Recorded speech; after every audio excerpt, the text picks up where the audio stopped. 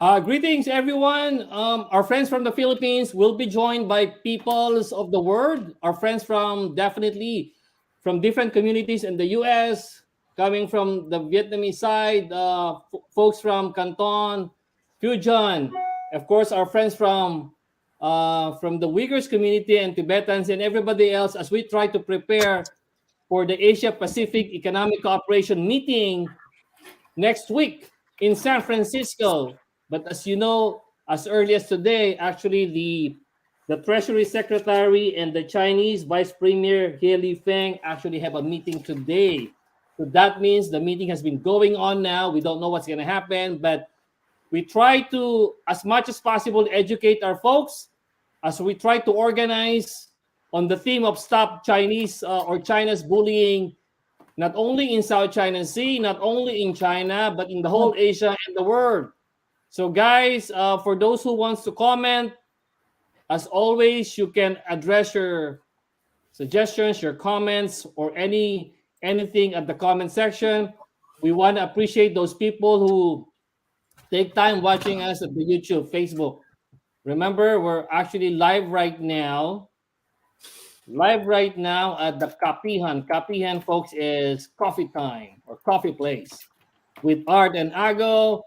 You can always like, share, and subscribe. Go to YouTube. Nagkakaisang oposisyon laban kay Marcos at Duterte, which means united opposition against Marcos and Duterte. Kapihan ni Art and Ago, Facebook, YouTube.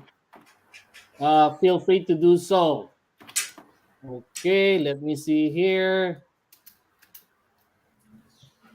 So as we try to prepare again for the meeting of U.S. President Biden and the Chinese head Xi Jinping next Wednesday, I think I'm going to ask Elizabeth to actually make an announcement on what's going to happen next Wednesday.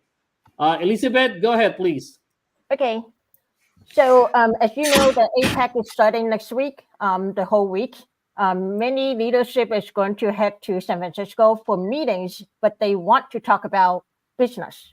But in those meetings, we don't want people just talk about business and disregard other things.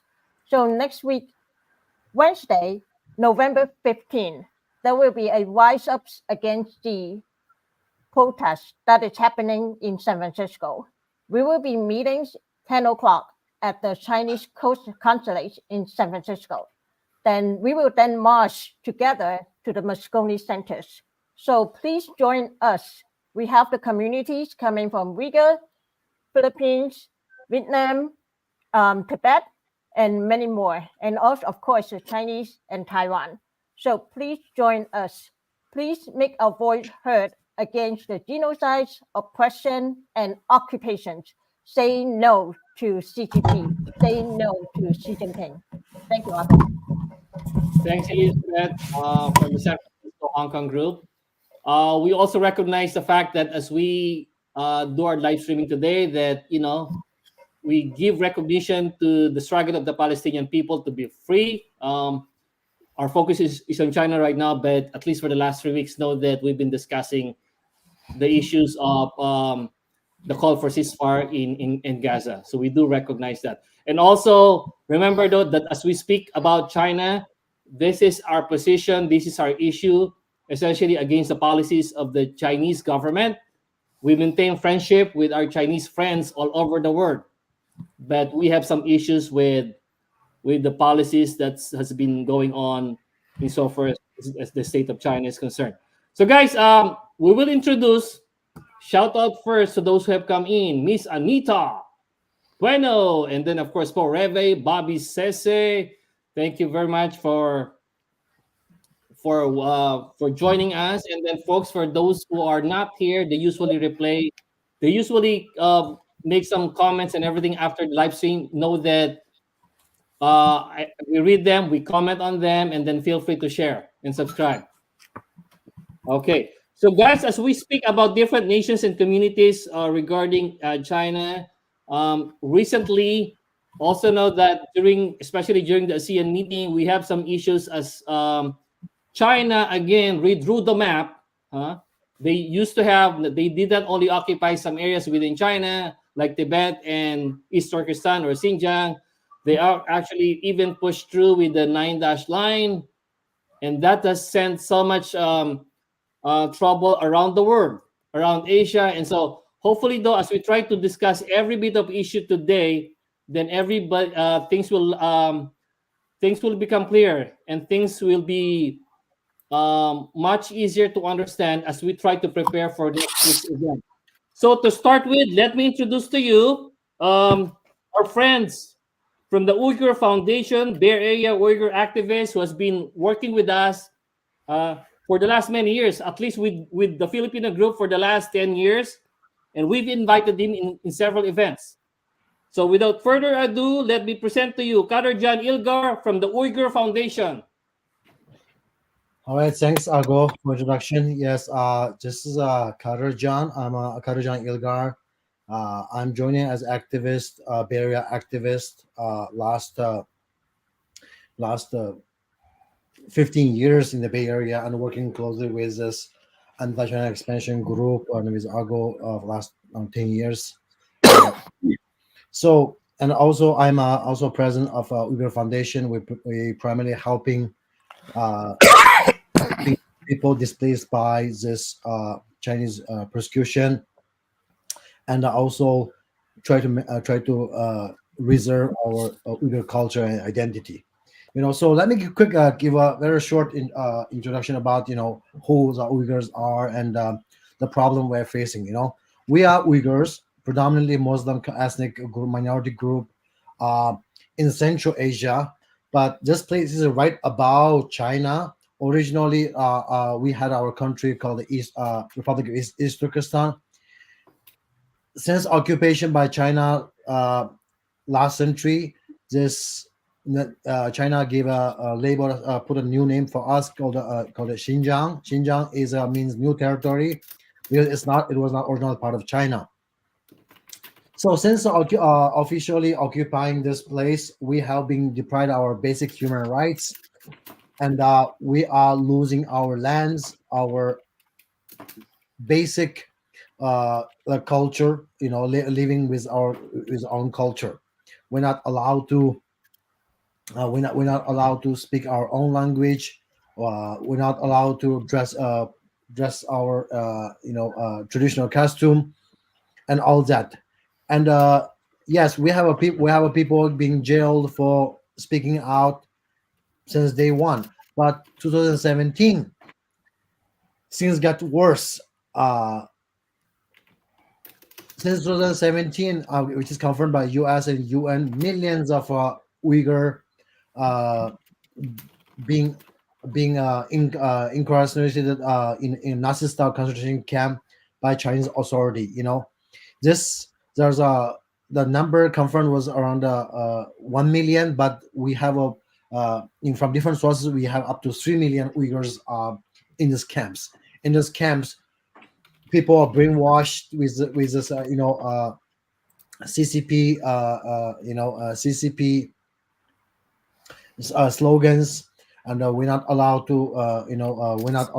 Of course, we are forced to drink. We're forced to eat the pork that which we don't eat in our tradition, and all that. There's a lot of inhuman treatment. Just things being there for 60 years. Things not getting easier. Things getting worse day by day. Recently, we're losing a lot of predominant, our scholars, celebrities, anyone's that want to speak up, being put into concentration camp and put in life or put into death sentences. It is very important that uh, we keep raising our voice like this. Thanks for the opportunity, Ago and everyone else. And we have to let the world know that whatever we're struggling, because whatever we're struggling, it doesn't stop with us. Similar model I've been seeing many times. The same model being, uh, we occupied 1949, 2 years even to Tibet. Now we saw a few years ago these things fall into our brother and sister in Hong Kong, and a similar bad, the bad practice being practiced in many other places also. So that's why we must stop this now. We have to say no to Xi Jinping. They have to change the policy. We are peace-loving people. We want to stop CCP, the systematic oppression of a freedom-loving people like this. So, uh, freedom for East Turkestan, freedom for Hong Kong, freedom for Tibet, freedom for Philippines, freedom for Vietnam. All the brothers who've been struggling with the same issue with this. Again, thank you very much. Uh,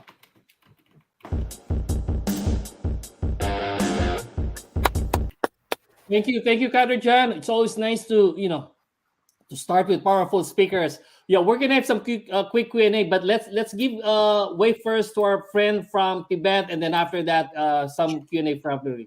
Go ahead, Giovanni Vassallo from the Bay Area Friends of Tibet. Take it away. Greetings. Can I say kamusta? Or Tibetan, we say auspicious best wishes, or tashideleg, as we first greet each other. So thank you very much for inviting me into your homes, into your lives, representing the illegally occupied country of Tibet. The mission of the Bay Area Friends of Tibet that I work for is to study and to promote interest in Tibet, and to educate the public about all things about Tibet, to celebrate Tibet, and to assist Tibetans.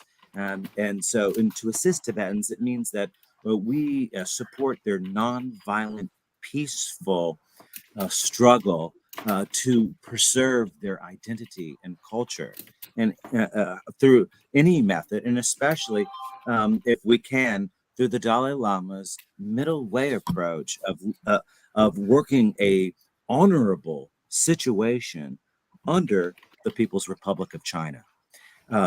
Many Tibetans, however, prefer complete independence. And so I'm here today because Tibet, for over 2,000 years, has pretty much lived as an independent country, independent nation, and had their own culture, their own language, their own currency, even their own postal system, many things when the Chinese communists invaded in 1949, 1950, and they subjugated Tibet. They promised that they would come in as friends, and they bribed everybody they could, and they took it over. And then they did a population transfer. And if you look at the map, and if you see what looks like Tibet today, it's only actually generally half of what is Tibet. What they say is a Xizang, that's a Chinese pinyin Romanized name that Tibetans don't really use. Tibet call their country Be. We have Bupa. And the Bupas include what they say on that map that you see there. Qinghai is mostly Amdo. Half of what they say in this map that they're showing of other neighboring countries, like where Chengdu is, borders Kampa areas and other Tibetan areas. Tibet is about twice as large as what it says on the map that is showing here today. Historically, the people who identify as, themselves as Tibetans. So in 1949, 1950, the Chinese invaded Tibet and subjugated Tibet, made Tibet a minority in their own land. There's been martial law in Tibet. The Dalai Lama, who's been the spiritual and Tibetan leader of Tibet, has tried to work for a peaceful resolution of the situation for years and years and years, since he went to exile in 1959. He's asked for Tibet to be a zone of peace. Stop this population trend. Stop trying to make Tibetans Chinese. Tibetans are not Chinese. They have a right to be Tibetans. It's like everybody here who is representing their own groups have a right to be themselves and be who they are. And there's been an enormous environmental degradation in Tibet. So when Xi Jinping and President Biden come here next week, the Tibetan population in the Bay Area is about 2,000 or 3,000, or maybe 4,000. Several hundred will come to the Chinese consulate and join other groups, and we will tell Xi Jinping that he has to stop the genocide in Tibet. 1 million Tibetans have died, at least since the Chinese occupation, the last 60, 70 years. And Tibetans are by and large mostly Tibetan Buddhists. And it was horrific that over 6,000 Tibetan Buddhist monasteries destroyed, and irreplaceable spiritual art and others completely gone now. And so we are here because all the Tibetans in Tibet are not free. According to Freedom House, an independent organization that monitors human rights progress in all countries around the world, Tibet is the most severely oppressed country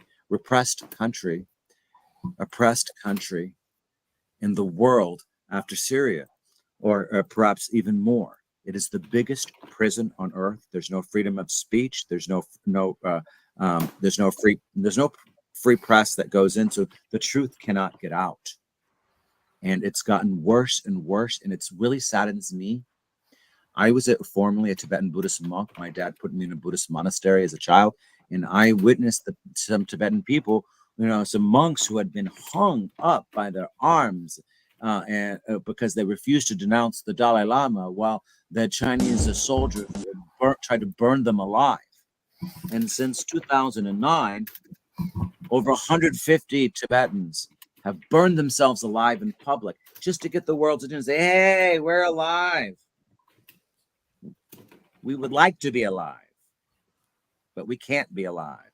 To get the world's attention about how bad and severe and gross it is. So just try to kind of wrap it up. When there's many slogans that we could say, like, China lies, people dies. Tibetan lives matter, APAC. In forced labor now. No forced labor in Tibet, APAC. Respect Tibetan workers, APAC. APAC to act with integrity. Human rights over profits, APAC. Tibetan workers deserve freedom, APAC. Take a real stand, APAC. APAC in the forced labor. The Tibetan culture. Allow Tibetan culture, not suppression, APAC. China, stop the boarding school policy. I have to talk about the Chinese school boarding policy. Let me know if I'm going too long. The Chinese boarding school policy is part of the cultural genocide. 3/4 of the Tibetan youth are being shipped away from Tibet, away from their parents as young as 3 years old to go become Chinese. So we are here today to tell tell Xi Jinping that he can stop killing Tibetans, stop erasing the Tibetan identity, and free Tibet. Free Tibet. Free Tibet. Free Tibet. Free Let's try. Free Taiwan. Yeah. Free China. Let's try the slogan. China lies, people die. That's it. China lies. China Right. lies. China lies. China lies, people die. People die. Great. Let's just recognize we have come into the studio. Karapa Leonor, Jocelyn, Anita, Bueno, and of course for those who are having thumbs up. Hiner, Lean, Rabbi, Bobby say. I'm always reminded when you speak about the Uyghurs and Tibetan, I'm always reminded of the native Indians in the US, the Muslims and the indigenous people in the Philippines. It's just interesting that occupation, repression just happens everywhere, especially for big nations. So definitely come APEC, we want to recognize that these things are happening. It's real, and let the world know that repression is going on as Xi Jinping and Joe Biden talks on Wednesday again for business. Let's let the whole world know that it's not business as usual. So again, thank you, Kader Jan. Thank you, Giovanni. Unless somebody wants to speak, but we're gonna proceed with the next speaker. Any quick comment before we go? Okay, we're good. Okay, so the next part we're gonna talk about some areas peripheral to China, but I think that needs some attention as well. We're gonna talk about the case of Hong Kong, the case of Fujian, and the case of Canton. So take it away. Let's start with Ying Chao Han. Ying Chao Han represents the Hokkien Independence Movement that's dedicated to promoting the independence of Hokkien, which is called the Fujian province, and claiming the rights of overseas Hokkien people. The floor is yours. Welcome, Ying Chao Han. Thank you very much.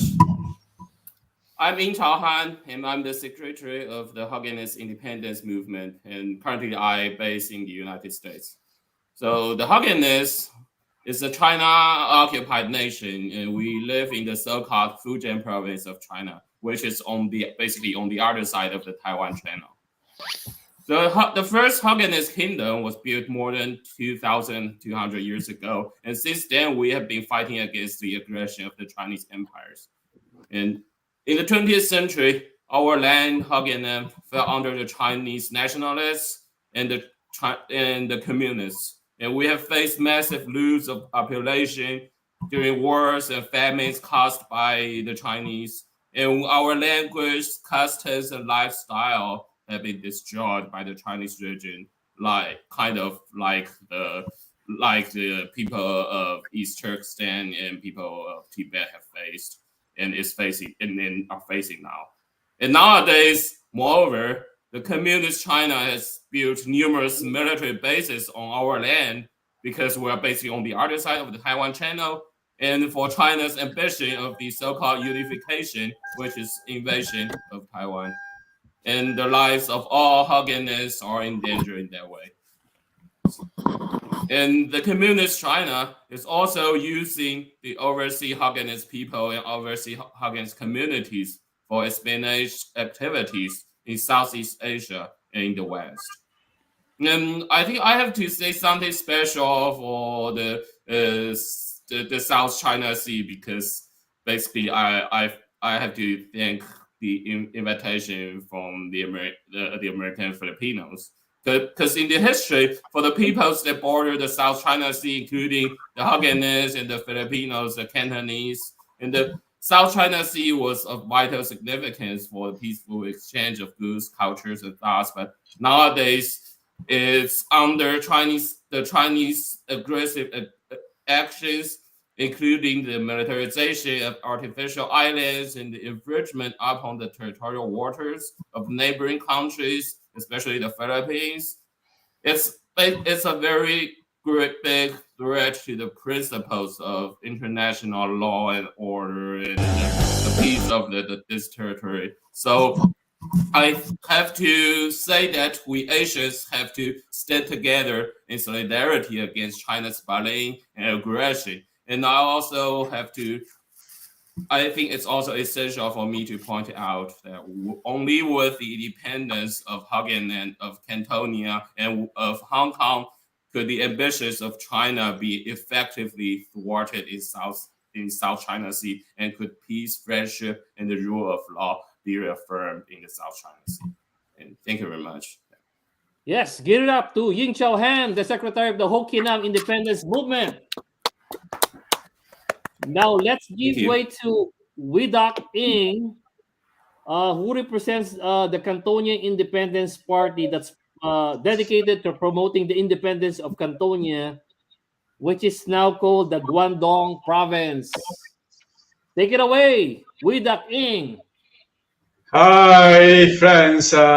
Jack and Argo, we saw on October 1st, I think, right?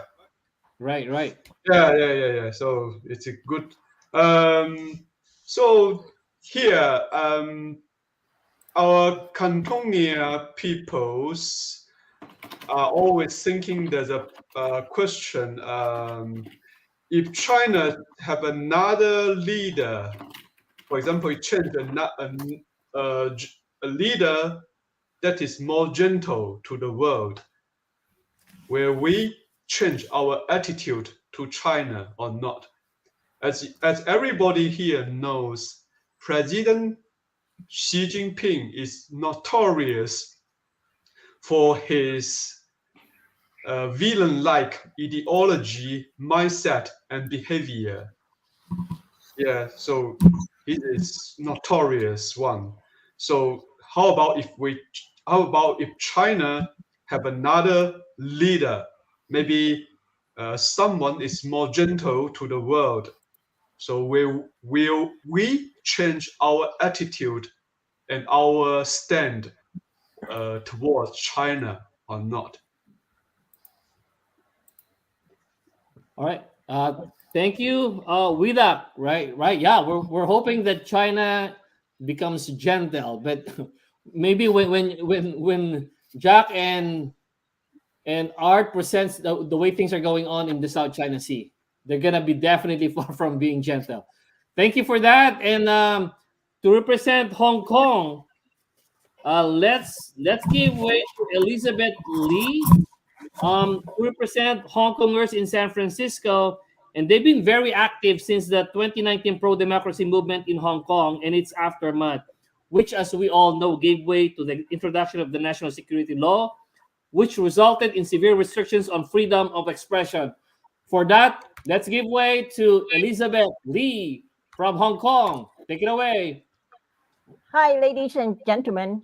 I am Elizabeth from the Hong Kongers in San Francisco Bay Area. Thank you, the Filipino American Human Rights Alliance, for hosting this online education/rally and also inviting us from the Hong Kong communities to participate. As we gather before the APEC summit in San Francisco, it is crucial that we focus our attention on the pressing issue demanding global awareness. Transnational repression orchestrated by the Chinese Communist Party (CCP). It extends beyond its borders, affecting not only Hong Kong, but also other regions and communities. Pardon me to spare a moment to share the current updates in Hong Kong. Under the national security law, nearly 2,000 individuals have been arrested. The photos you're seeing here with protests is no longer can happen in Hong Kong because people are charged with vaguely defined offenses such as sedition. The presumption against bail, prolonged pretrial detentions violate the principles of justice and presumptions of innocence. In addition, the assaults on press freedom in Hong Kong has been severe, marked by raids on media outlets, arrest of journalists, and the forced closure of influential news organizations.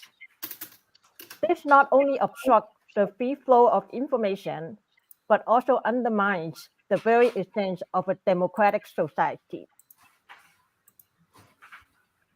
It is essential to recognize that Hong Kong is not the sole victims of the CCP oppressive policies.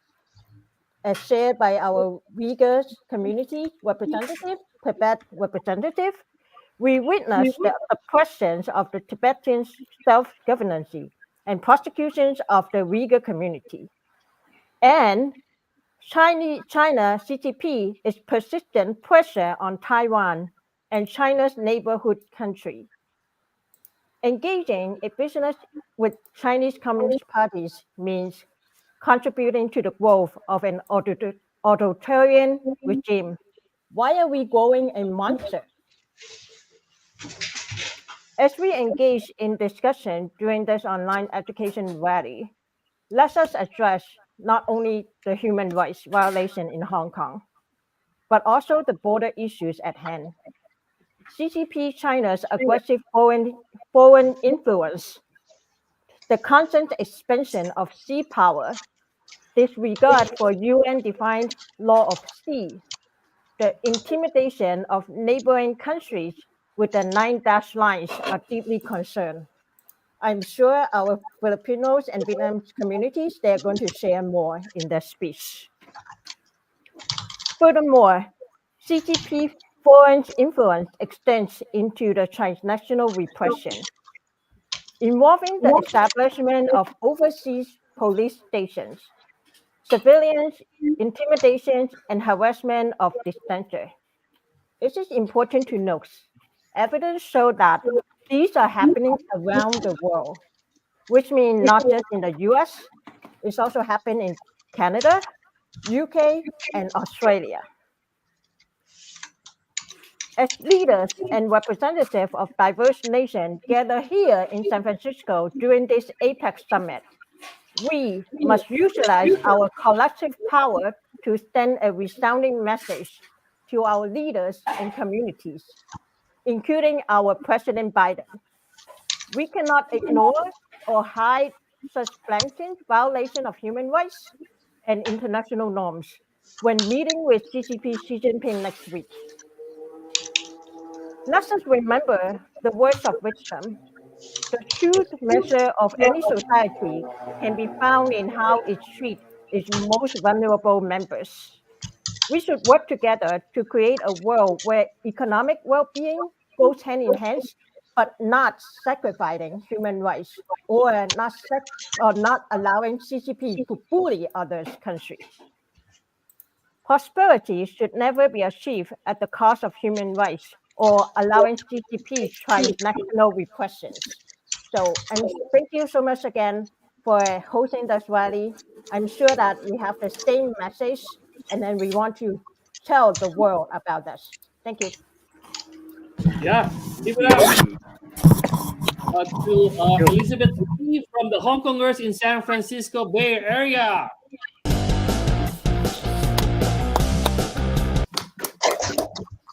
Okay, just quick shout out to Corata, Jocelyn, Anita, Bueno Bagbiran, Carta, Roni, Violi Hiner, Dean, Rave, Bobby Say.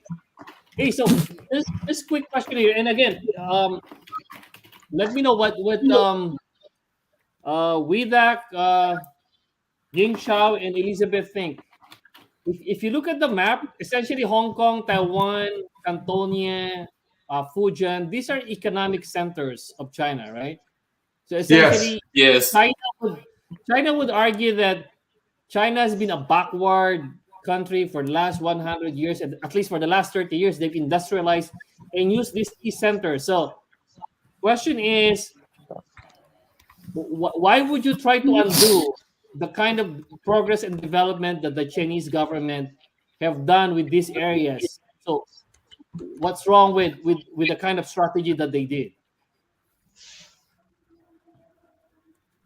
I can Anyone? go ahead and start sharing. So we all growed up with abiding with the global values. We respect human rights. We respect rules of law. We are having a common global values between all our communities.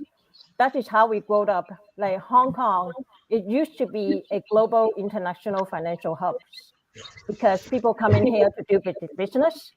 But since 2019, then CCP is trying to influence the Hong Kong government, and then everything is stay under the national security law.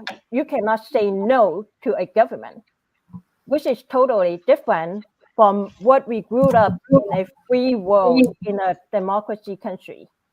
And so we also want to echo with Tibet, Uyghur, Taiwan, Cantonia people. We are not China because each locations, we have our own people. The country or the government should respect what the people is thinking about, respect what people want. They cannot just say, because you have a yellow skin or black hair, then you automatically default as Chinese. That is wrong because each location, we have different culture, we have different values. The government should respect people because it's just the people, not about the government. So that is my thought. Thank you. Thank you, Elizabeth. Nicely worded. I mean, you're right though. Despite the fact that development has been there, I mean, we have to respect human rights. Any quick words, Widak or you, Cheng? Yeah, so I answer my question is in this way. Xi Jinping looks like one of the problem, but the bigger problem here is China. CCP, If yeah. China is there, there will be no peace South China Sea, and there will be no peace Taiwan Strait, and there will be always conflict in the west side of the China. Yeah, so my answer is China is the problem, not just Xi Jinping. So, but of course, in our strategy, we can just focus on Xi Jinping. That is my idea.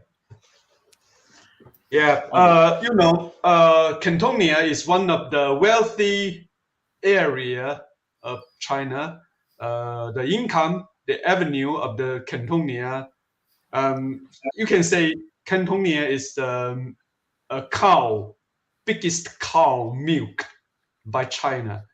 Yeah, so the money is spent on the education camp in East Turkestan, in the boarding school of Tibet, and in the missiles aiming at Taiwan, and the fleets that are intimidating Philippines and other country around Southeast China Sea. So that is all. China is the problem. China is too big. On this continent, there should be no country that big. Imagine the whole Europe was united under a country named Russia, or a country named Deutschland, Germany. Can we can United Kingdom stand with that? It's not. It's never. United Kingdom can never stand with that. There were such big country in Europe continent. The same should happen in the East Asia. There should be no big country so big China as China. Yeah. So thank you. That is it.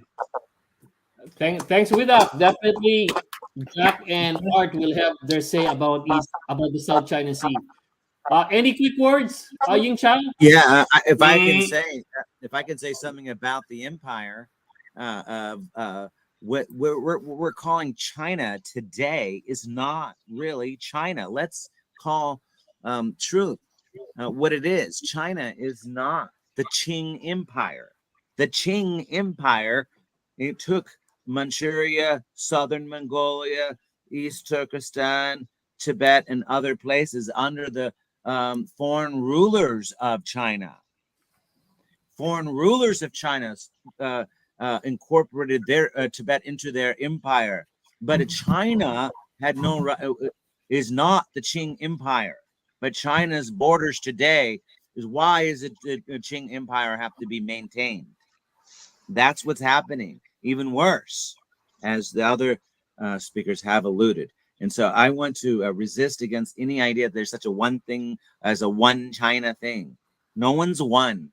We are all together, and there should be more independent countries. So because we should tolerate and love each other more, like the Dalai Lama of Tibet would say. Yes, Thank you. that's very significant. Thank you for pointing out that.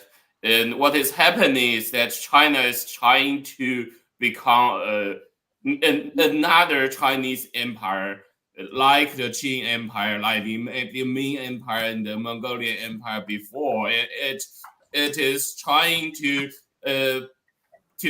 believe and to portray itself as like it inherits the empires in the history. So it wants every country besides every country nearing China, neighboring China, to follow him, to follow the Chinese empire, and to become like satellite countries under the so-called like the under heaven system of the historical Chinese empire. So that makes China totally unbelievable because it is not going to follow any international law, any international order. That's why I think it's very important to totally destroy the Chinese empire and to cut to only with the independence of all the China occupied nations that we can cancel the threats of China. Because not what the countries like the Philippines are facing now is basically like kind of like how in history China had annexed the Fujian of Guangdong and Hong Kong illegally and with cruel violence. with nothing like international law and order in its eyes. So yeah. Okay, thanks, Ning Chao. Okay, let's just give shout out to those who came. Kurata, Jocelyn, Anita. I think Kurata has a comment here. She said, ever since we must not avoid we must avoid trusting China because communist country have dirty mind. They don't care what will might the result for the life of the people. I hate China ever since they don't know how to respect anything else. That's they are. Okay, that's Anita, and she's from Japan. Thanks, Miss Anita. Greetings from Kurata here. And then Reve is saying, let me see here. It's in Filipino daw. Dapat kikilos ang okay. No, he was referring to the poverty in the Philippines. Okay, so thanks everybody. I think this time let's give way. Let's give way to the issue of South China Sea. Okay, just as an introduction though, and you've heard about this one. China has been engaging in expansion, even in South China Sea. They actually redrew the map.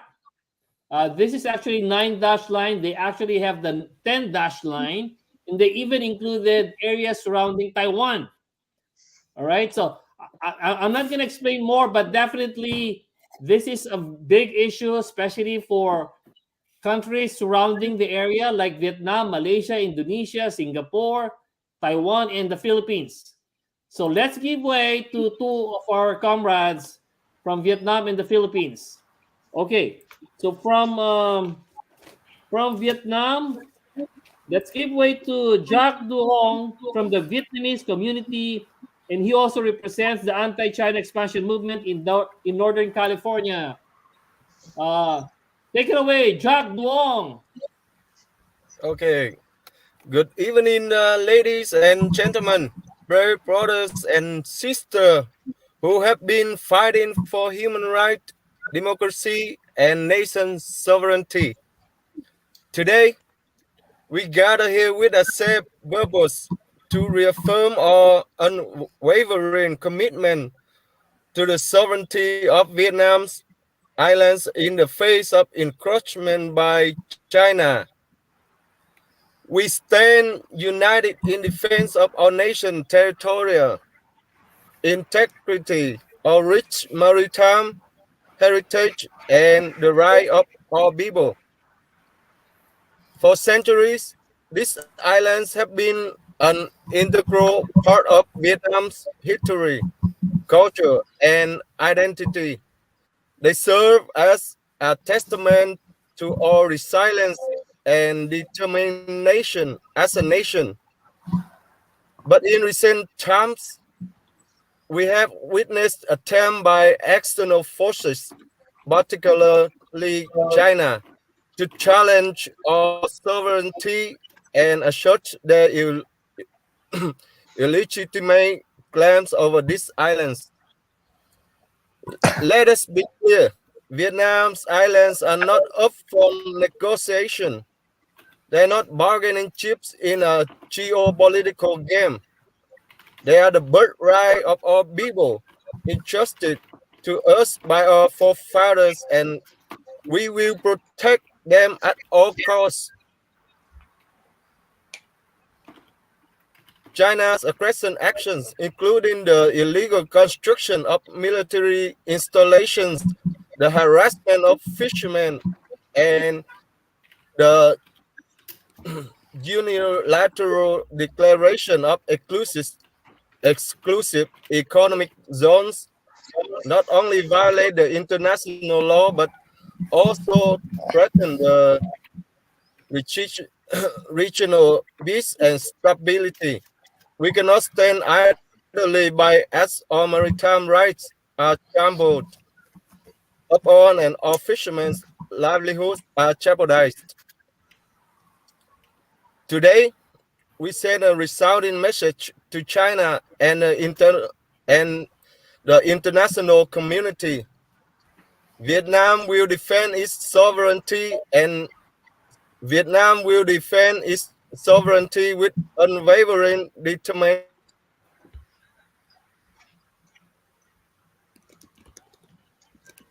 I think Jack freezes, but definitely the last thing I heard was definitely Vietnam will defend its sovereignty, and I think we've seen this based one on many times. historical evidence,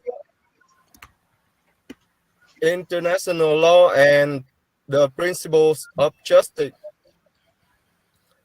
But let us also recognize that this fight goes beyond geopolitical boundaries. It is a fight for the principles of sovereignty, self-determination, and the rule of law.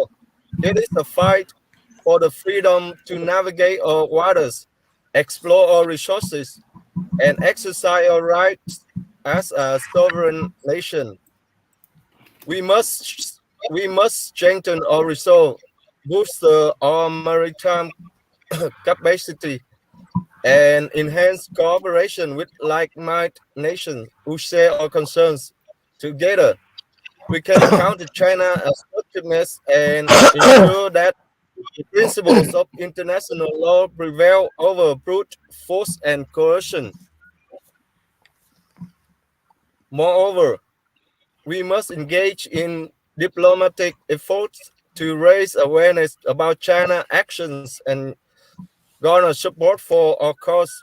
We call upon governments, international organizations, and individuals who believe in justice and the principles of sovereignty to stand with Vietnam in defense of our islands and the rights of our people. In closing, let us remember the sacrifices of those who have fought and continue to fight for our sovereignty. Let us honor their courage and dedication by standing united, by voicing our concerns, and by preserving the heritage that these islands represent. Vietnam Islands are not only rocks and sand, they are the embodiment of our nation's spirit, resilience, and independence. They are a symbol of our sovereignty and a testimony to the indomitable will of the Vietnamese people. Together, let us protect our islands, preserve our sovereignty, and secure our future, where our children can proudly call these islands home. Thank you. Down with China! Down with China! Now, Down with Down with China. China! now Down we with China. Let's say this one: China lies, people die. China China lies. lies, people die. die. China lies, people die. China China lies. lies, People people die. die. And try this one: stop the genocide. Stop the genocide. Stop the genocide. Stop the occupation. Stop the Stop the genocide. occupation. Stop the genocide. Stop the Stop the genocide. occupation. Stop the All right. Thank occupation. you, Jack. And yeah, that was really powerful. And again, Jack, and to the Vietnamese community, we thank you. I think 3 years ago, at the time that the big vessels of China rammed through the small vessels of the Filipino fishermen, and they were left hanging around before the elements, right in the middle of nowhere. It's actually the Vietnamese fishermen who rescued our Filipino fishermen. So we take so much gratitude for helping us. So the last speaker, but we still have going to be discussion, is an activist from the Filipino American Human Rights Alliance. He has been a lobbyist in the United States, but in the local community, he has been a genuine activist in the issue of human rights and definitely in the issue of West Philippine Sea. Let's give way to Art Garcia from Los Angeles. Good evening to everybody. And I'm here to make a stand with you, an pan-Asiatic collective unity against the imperialist aggression of China. The Filipino-American Human Rights Alliance stands with the Filipino people in the cornerstone of our foreign policy, which is the Hague ruling. The Hague ruling reiterated the UNCLOS of 1982.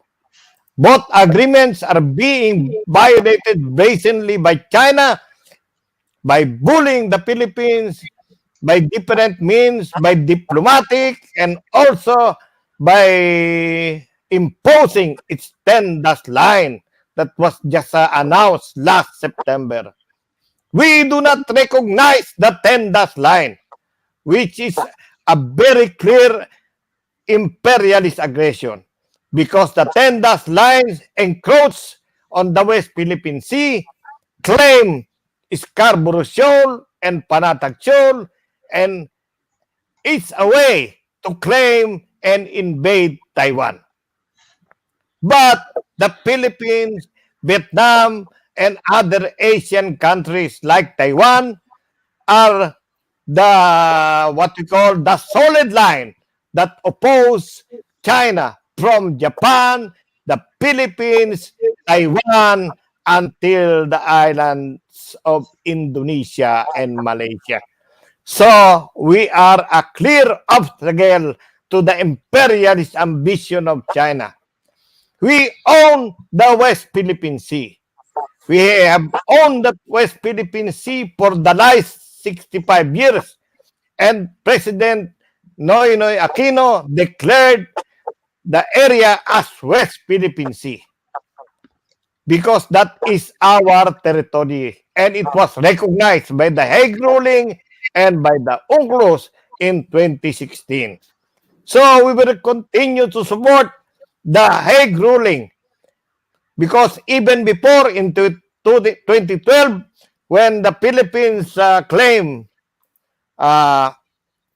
pursue its claim in the Permanent Court of Arbitration, the Philippine-American Human Rights Alliance supported the claim from 2012 until 2016. And we will continue to support the bedrock of our foreign policy, which means the West Philippine Sea and its exclusive economic zone is a territory of the Philippines, and we will defend it with our lives, our honor, and the full political will of the Filipino people, including the 5 million Filipino-American community of the United States.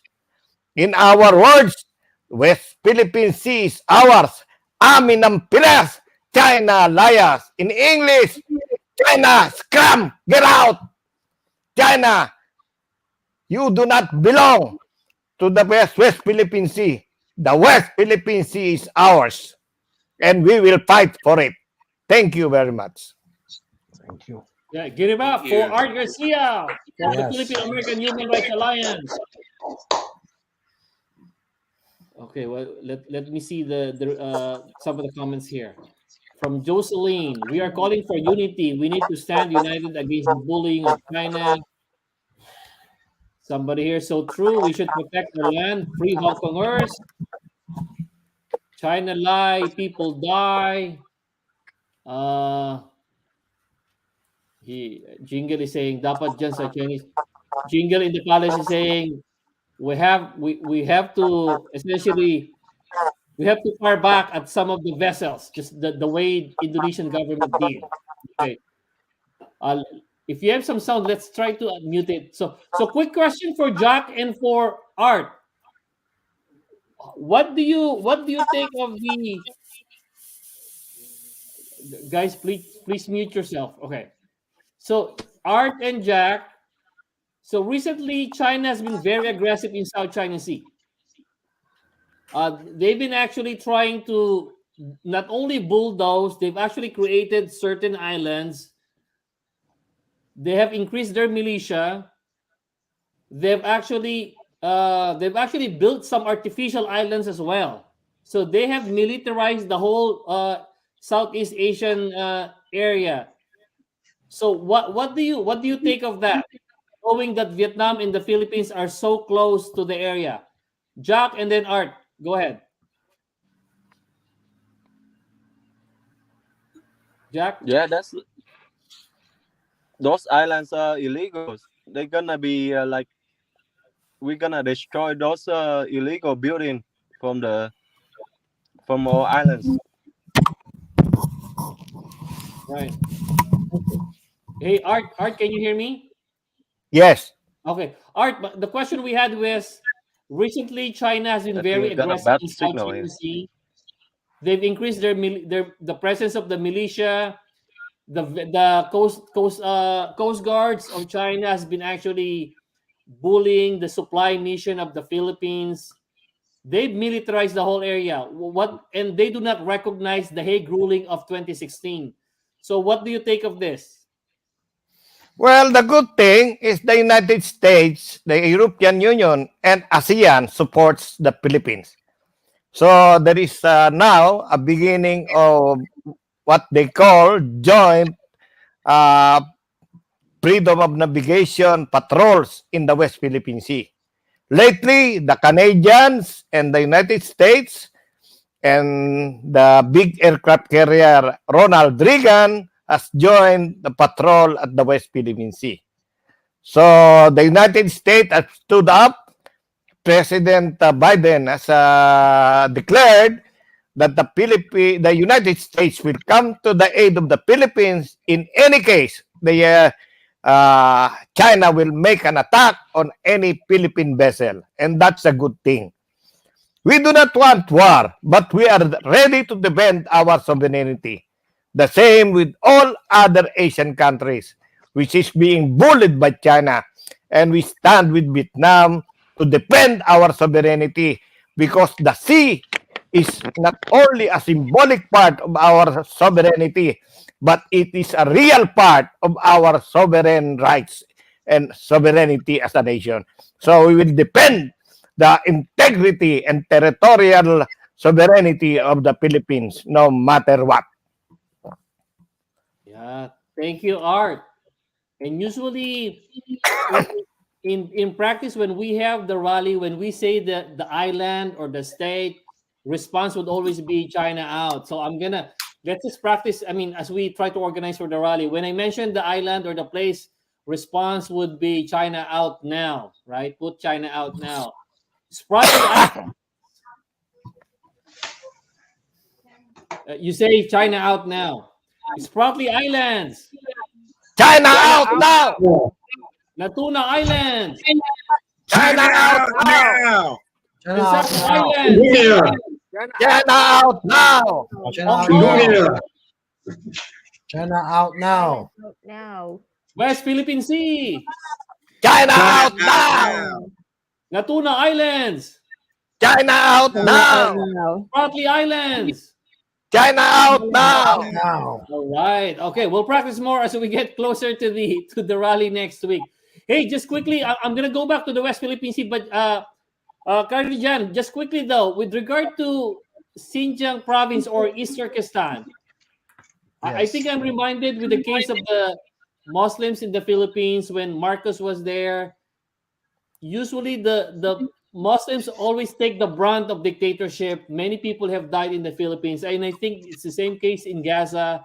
The same things where there's a big chunk of Muslim population. Would that be the same thing in East Turkestan, or what's your thought as cases of ostracism and discrimination are happening with the Muslim population all over the world? Any thoughts? Yes, absolutely.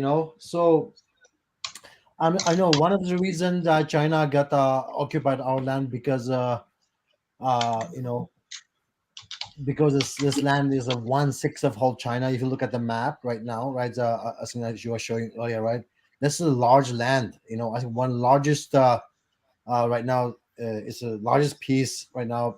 Part of right now is part of China, but it's largest 1/6 of whole China.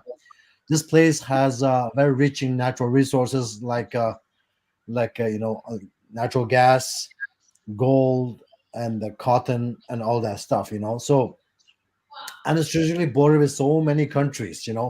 This is one of the reason. But yes, you are right that since the 911 happens, so there was no concept of terrorism in China in our East Turkestan back then. But since 911 happened, China leveraged the campaign of US, crackdown this terrorism they labeled Uyghur as a terrorist.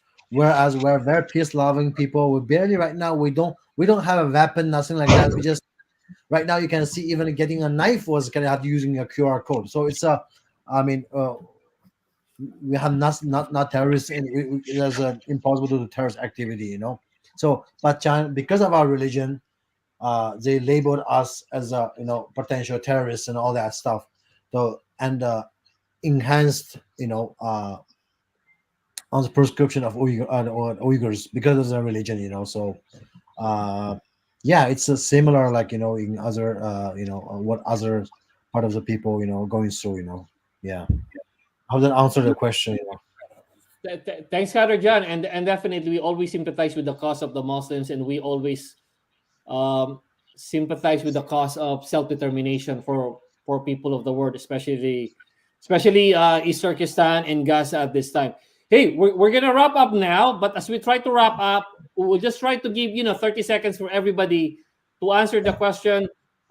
Xi Jinping and Biden will actually meet on Wednesday. So, what message do we give them as we try to organize the rallies in San Francisco? Let's try to start with our friends from Cantonia, Fujian, and Hong Kong. Go ahead, Widak, and then Ying Chao, and then Elizabeth. Intel, Widak, could you first? Oh, sure. the question is, what message do we give to the world as we witness the meeting of Biden and Xi Jinping in San Francisco next week, Wednesday?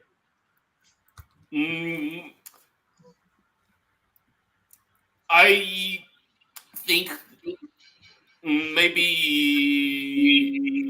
in short, war peace is not possible with China. So China out of what is now China. China out of Hongkong, out of Cantonia, and out of East Turkestan, out of Tibet, and all of the other regions occupied by China, and we have to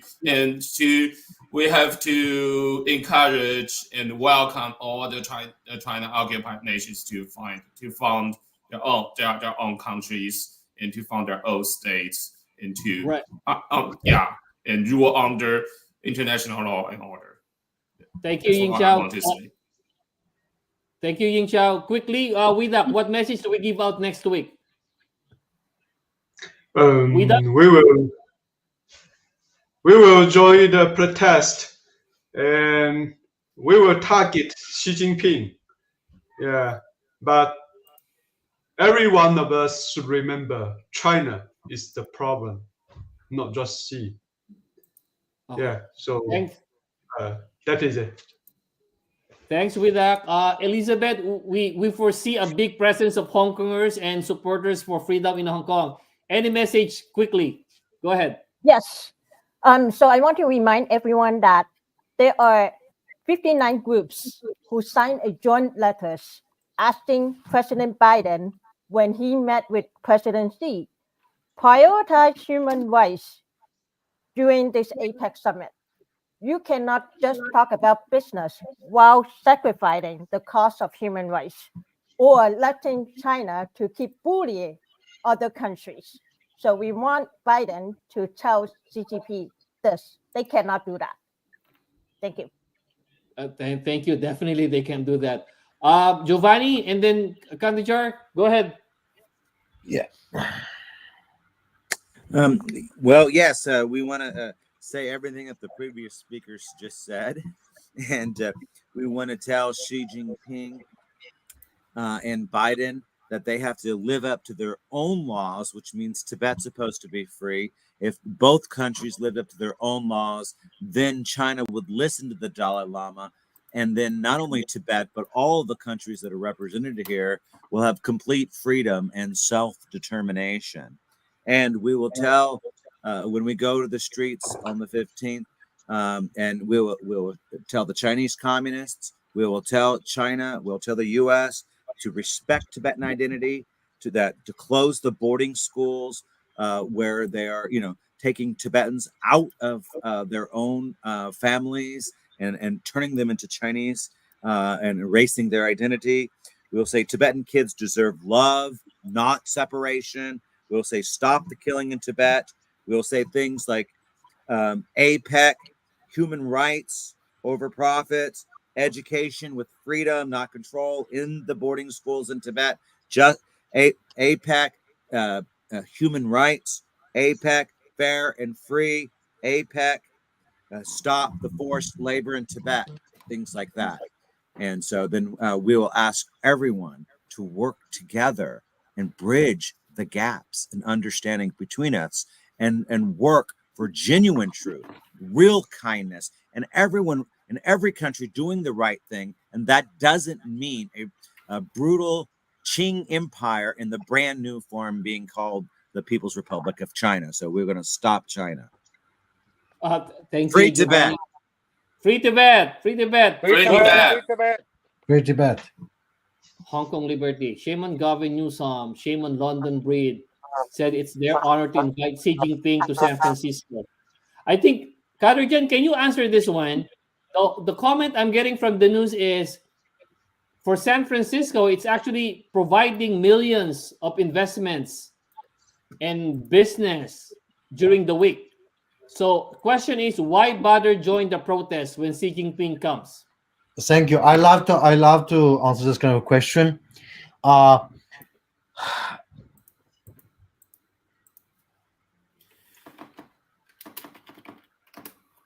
So we have in our culture, we have one saying, effort is from us, but the real result is from the God, right? So we being, our Uyghur community is the smallest among all of you right now. We only have a couple hundred people in Bay Area, right? Entire US, maybe less than 10,000 people.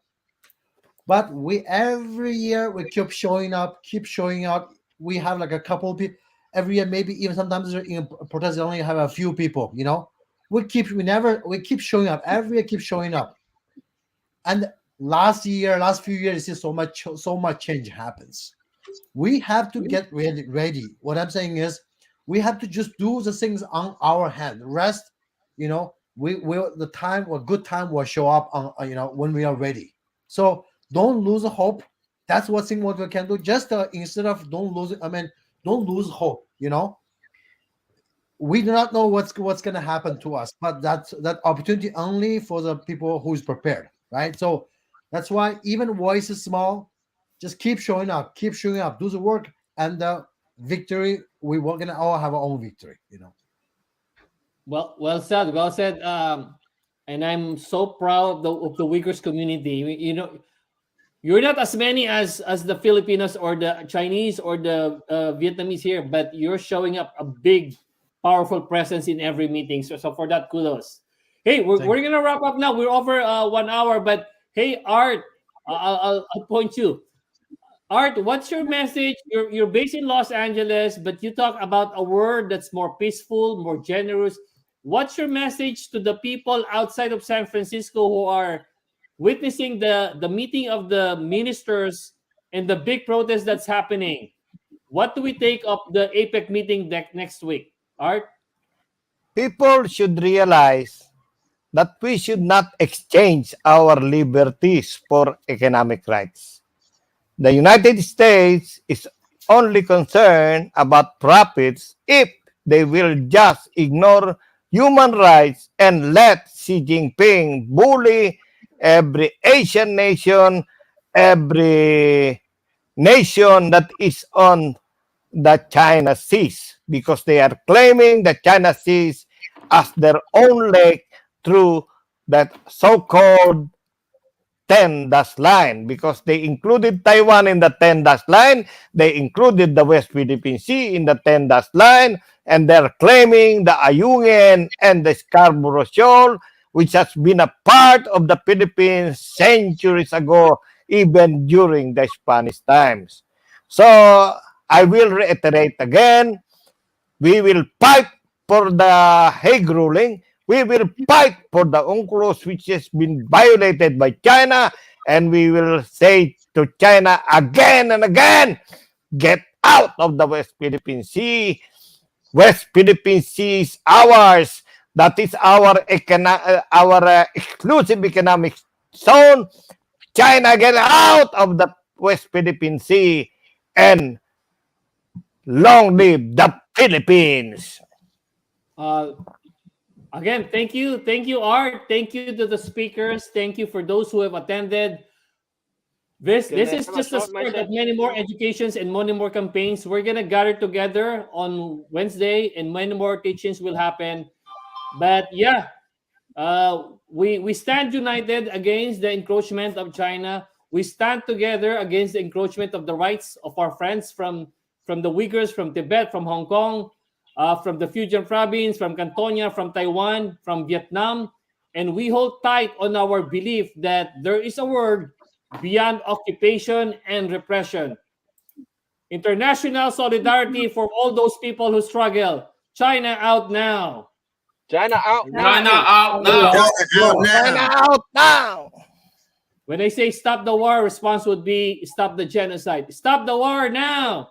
Stop the Stop the war genocide. now. Stop the genocide now. Stop the war now. Stop the genocide. Thank you very much, and we look forward to our meeting and protest on Wednesday next week. Long live Thank you very much. solidarity. Thank you. Long live international solidarity. Thank you. Thank you. It's been a while. We'll have a photo. Hold on. I'm gonna just end it formally.